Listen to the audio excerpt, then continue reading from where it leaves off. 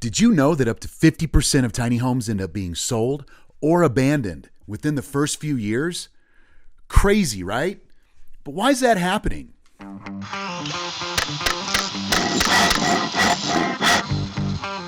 The tiny home movement is all about freedom, minimalism, and saving money. It's romanticized as this ideal lifestyle where less is more. But as cool as it sounds, tiny homes aren't just small houses. They still have to function like regular homes. And that's where many people get it wrong. Okay, here's the problem. Too many DIY tiny homes are built like they don't follow building codes. They're slapped together without real expertise, and they often end up on the secondary market or just flat out abandoned. People think, oh, it's smaller, so it must be easier, right? Wrong. Building a tiny home is just as complex as building any regular house. Let me give you an analogy. In the PC gaming world, people love building custom gaming rigs. You pick your parts, you assemble it, and boom, you've got a powerful machine. But let me ask you this. Can you build your own smartphone?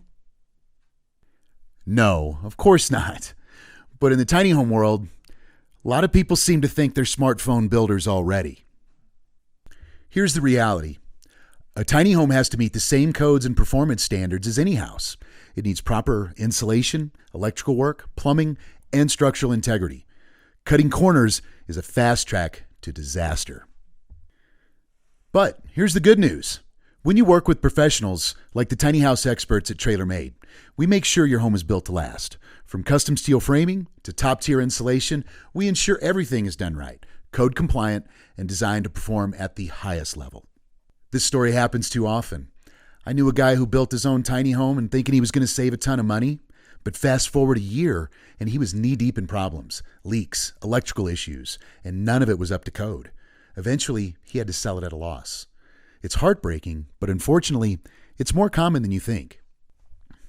On the flip side, I know families who partnered with us to build their dream tiny homes, and years later, they're still thriving in them. It's not just about saving money up front. It's about building something that lasts. Here's the bottom line. Tiny homes are a great option, but they are still real houses. You need to do it right. Don't fall into the DIY trap where you cut corners and end up with a disaster. Work with professionals who know the process inside and out. What do you think?